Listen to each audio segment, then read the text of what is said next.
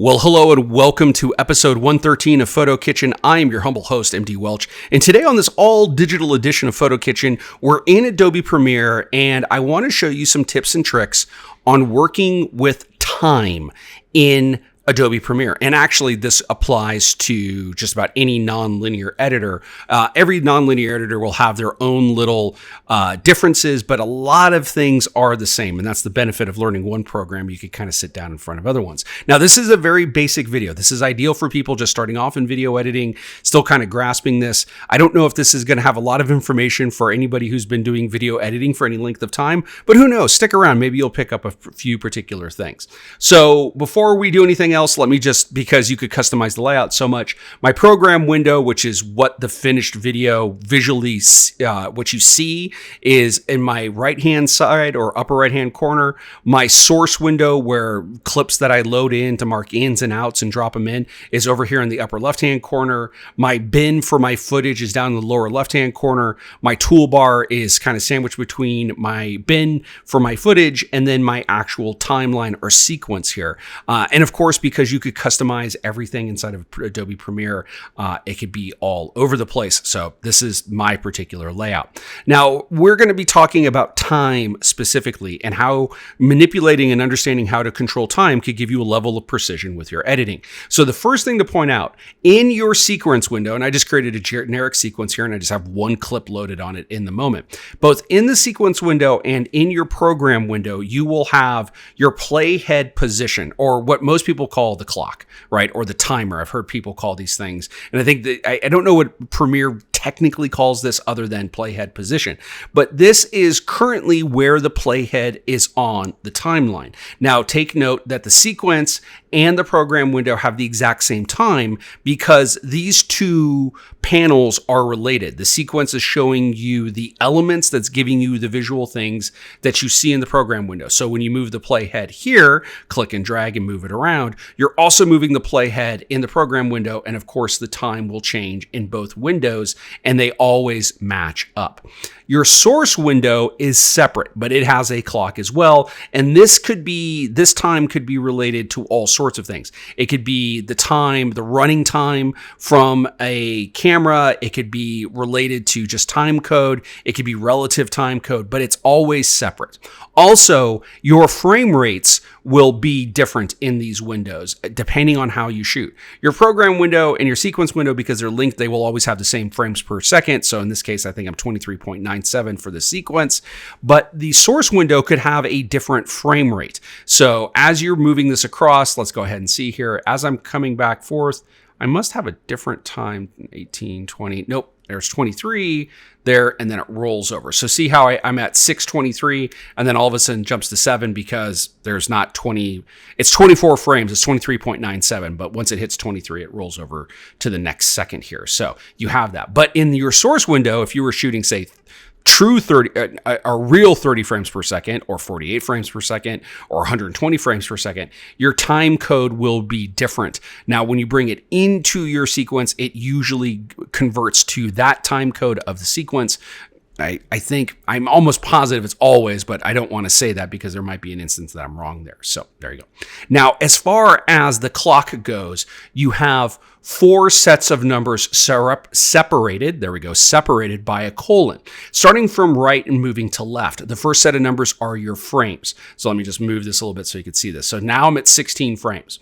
Then your next set of numbers, separated by that colon again, is seconds. Then the next 2 sets of numbers are minutes, and then the last 2 sets of numbers are hours. Yes, you can go to days, I believe, on certain things if you're doing really long format, like Deadliest Catch on a long run or something like that. I think you could do that. But in the case of Premiere, that's how it is actually set up. So it's going from right to left again. It's frames, seconds, minutes, and then hours.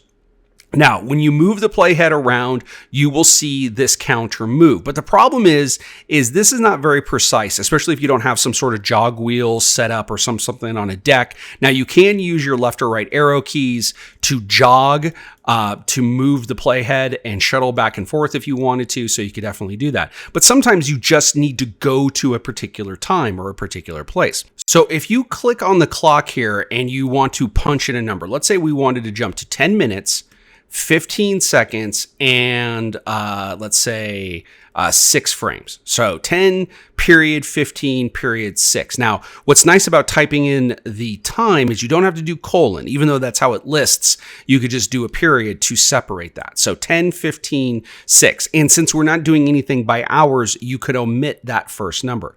Now, when I hit enter return, what will happen is the playhead on the sequence will jump to 10, 15. So 10 minutes, 15 seconds, 6 frames. One thing to point out, and this is an interesting glitch, and not a glitch, but this is something that Premiere does. The program window doesn't jump to that same time. The program window is kind of like, there's no content that far down. So the playhead doesn't move here. It kind of stays in that same area, but the playhead on the sequence does stay there. Now, if you start to drop content in and you have it in that range, you might see the two numbers now match up. But let's say that I needed to go back to say just 2 seconds on the timeline. I could click back on this clock and I could type in 2 period 00. So that's 2 seconds, 0 frames, hit enter return, and I'm at 2 seconds. And take note now that the program clock has matched up to that as well. The program is just kind of saying, the program window is like, hey, there's only so much content here. The clock doesn't go past that particular content, or the playhead doesn't.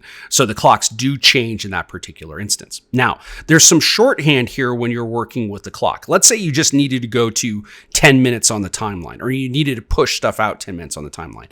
You don't have to keep hitting all of the zeros. Some people think they have to, okay, let's say you're doing 10 minutes. You would type in 10 period 00 period 00, and that's 10 minutes, and it jumps out to 10 minutes. No problem, that's fine. I'm gonna hit the home key on my keyboard and jump back to the beginning of the sequence. But you could also omit the zeros and just type in 10 period. The periods are just basically separators between the next counter of numbers. So 10 period is 10 minutes, and I hit enter return, and you could see now that it is 10 minutes on the clock here. And of course, the program window doesn't match up because we've gone further down the timeline than it will allow, or that there's content there. But it does do it on the sequence, and you can see this here. And that's a nice little bit of knowledge, because that could help out, especially if you're if you're doing like a longer type of like a documentary, or you're doing a longer form video and you're like, at 10 minutes, we need to have something. You could just type that in and you could use that shorthand and help you out. I'll hit home on the keyboard and come back into this. Now, if you have something selected, Premiere might assume, depending on how you enter time, that you wish to move that clip a certain amount of time. And this is where having a full-size keyboard comes into play. And it's almost an essential piece of gear for doing video editing. If you were to hit the plus symbol on your numeric keyboard, so that's the 10 key all the way over on the right-hand side, and let's just say I will do 25 period, that's 25 seconds, and hit enter return, what happens is the clip jumps or moves down the timeline 25 seconds. Now, if you don't have a 10 key pad and you were to click on the number here, even though that you still can see the clip is selected, I hold down the shift key and then hit equals, which is right next to backspace or delete. I will get a plus symbol, and if I type in, say, 5 period, it just moves the playhead. It doesn't move the actual clip. That is really annoying. You can't numerically, or with precision numerically, move a clip or any of the other things I'm going to show you in a second if you don't have a 10 key keyboard. Also, if you hit minus with something selected, and let's say minus 15 period, and I can move it back 15 seconds, or I can move it forward 10 minutes or what have you. So that is a very powerful feature, but that is something, at least in the case of Premiere, can only be done with the 10 key keyboard off to the side. So just to review, if you come in and you click on just the number itself and you punch in a value of say 25 period, that's 25 minutes. There you go. The playhead goes down that way.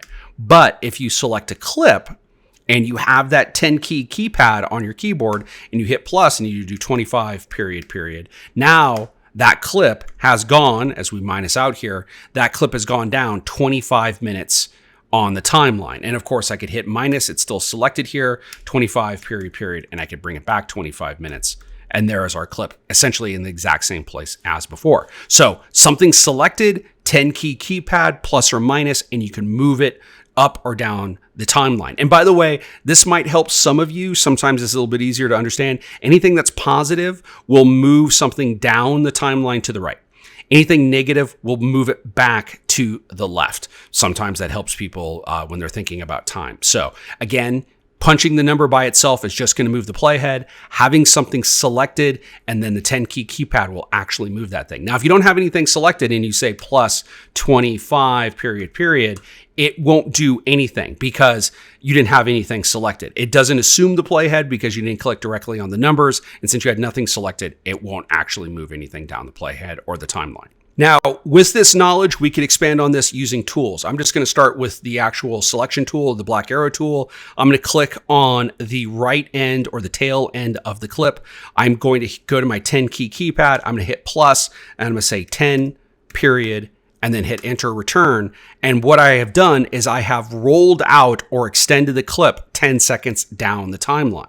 I could also roll it back. Notice that there's this little red marker here. That means that the end of the clip is selected. So if all of a sudden I hit minus on my keypad and say 15 period and roll it back, now I've rolled it back 15 seconds. Same is true with the head of the clip. If I come into here and say minus 15 period, it will bring that clip back 15 seconds. If I wanted to roll it down the timeline or go it to the left, let's say plus 20 period, now it will roll it back that way. This is, again, very powerful if you need that level of precision when working with your clips. And the black arrow tool, this is a very simple control, but this makes it a little bit easier, especially if you're trying to get a clip to be a certain length. One problem is when you're rolling it out using the mouse key, especially if you're using a trackpad or something, sometimes you don't have that precision and you're looking at your duration and it's kind of jumping around a little bit. And if you have snap turned on with the little magnet icon here, sometimes it could start to jump two clips. It could be really annoying when you're like, I just need this to be 3 seconds and 12 frames longer. It's so much easier to click on it and then do that numerically. Okay, I've put a second clip on my timeline here.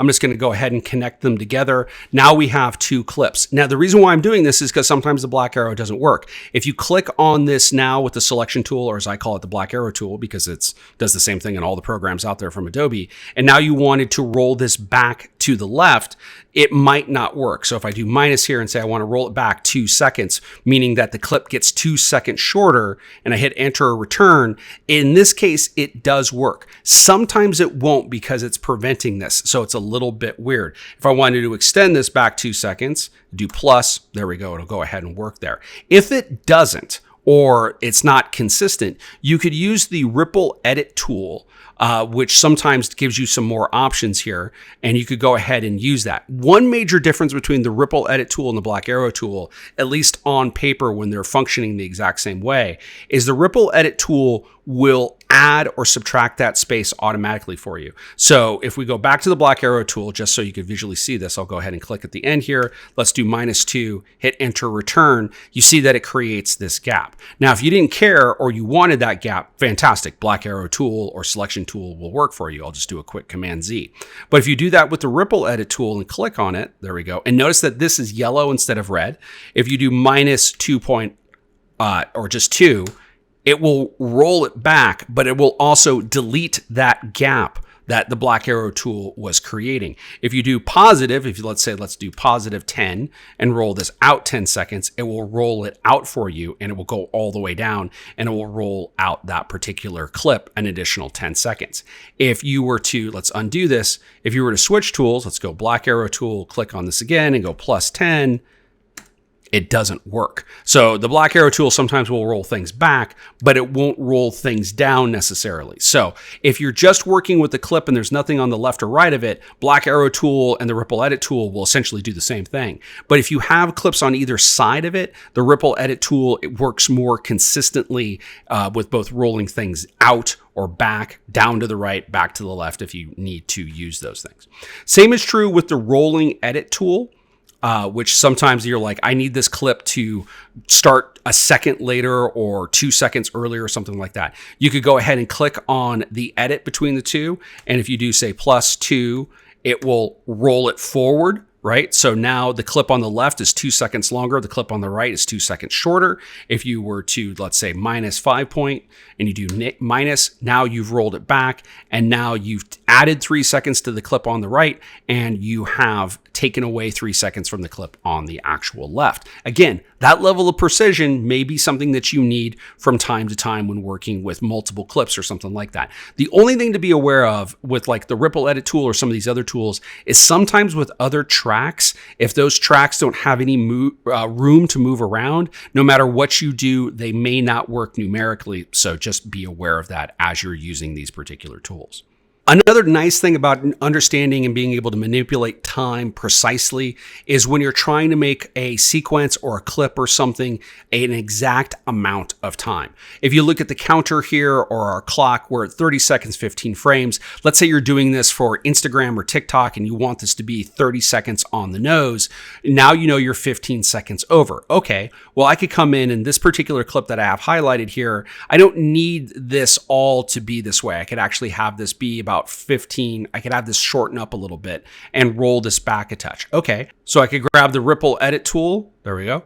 And I could click on this and I could roll this back. Let me click on there and there we go. And I could roll this back, but notice how because of the playhead and because I have that little magnet icon there, it's not as precise as I need it to be. I just need it to be 15 frames and I'm kind of there, but it could be really annoying when you're trying to do that or you're trying to drop something in a precise place or moment. So again, here comes the numerical value of this. I have that end of that clip selected here. I'm just going to hit minus 15 and hit enter or return and then just hit the end key. So I go to the end of my sequence and you'll see that I'm at 30 seconds flat. Again, it seems very simple. It seems almost like it's useless information, but being able to control time precisely in Premiere when you need it and you understand how to manipulate it, it can really save you, and also, no pun intended, save you a lot of time.